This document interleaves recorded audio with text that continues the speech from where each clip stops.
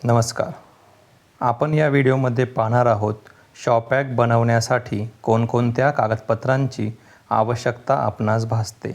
त्याआधी आपण जाणून घेऊया शॉपॅक हे कोठे कोठे वापरले जाते.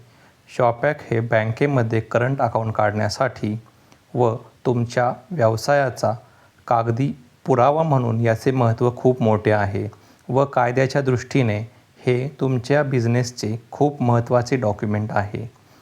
चला तर मग पाहूया शॉपॅकसाठी कोणकोणत्या कागदपत्रांची आवश्यकता असते. पहिले म्हणजे आधार कार्ड.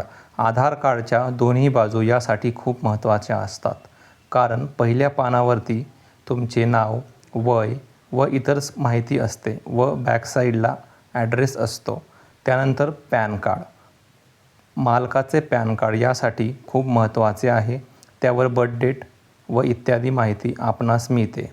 नंतर पासपोर्ट साईज फोटो, त्यानंतर पत्त्याचा पुरावा, त्यामध्ये वीज बिल, लाईट बिल, पाणी बिल, भाडे करार व जर तुमच्या घरातील इतर कोणाच्या नावावरती वीज बिल असेल तर वीज बिलासोबत त्याचे संमतीपत्र हे देखील लागते व मोबाईल नंबर आणि ईमेल आय डी. जर तुमचे शॉप किंवा ऑफिस रेंटने असेल तर रेंट ॲग्रीमेंटसोबत मालकाचे लाईट बिल हे लागते. दुकानासंबंधित कागदपत्रे, दुकानाचा फोटो, दुकानाच्या आतला आणि बाहेरचा साईन बोर्डसह स्पष्ट दिसेल असा फोटो. साईन बोर्डवर दुकानाचे नाव मराठीत लिहिलेले आवश्यक आहे व दुकानाच्या वीज बिलावरतीही मालकाचे नाव हे अवश्य असावे किंवा तुम्ही जे लाईट बिल देणार आहात किंवा जे रेंट ॲग्रीमेंट देणार आहात त्यामध्ये जो व्यक्ती दाखवला गेलेला आहे त्याच्या नावावरती हे वीज बिल असणे आवश्यक आहे. त्यानंतर स्वयंघोषणापत्र. स्वयंघोषणापत्रामध्ये त्या फॉर्ममध्ये असे लिहिलेले असते की वरील सर्व माहिती ही मी दिलेली आहे व ती खोटी नाही. जर त्यामध्ये कुठल्याही प्रकारची तफावत किंवा मिसरिप्रेझेंटेशन आढळून आल्यास त्यासाठी मी स्वतः जबाबदार राहील.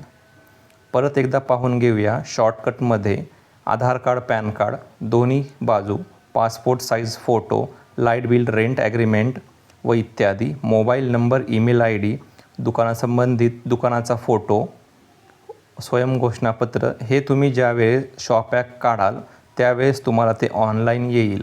त्यावर तुम्हाला सिग्नेचर करायची आहे व तुमच्याकडे किती लेबर आहे, तुम्ही व्यवसाय कधी चालू केला व तुमच्या व्यवसायाचे नेचर काय आहे, तुमच्या व्यवसायाचे नाव इत्यादी ही माहिती शॉपॅक बनवताना जवळ ठेवा किंवा तयार ठेवा. धन्यवाद.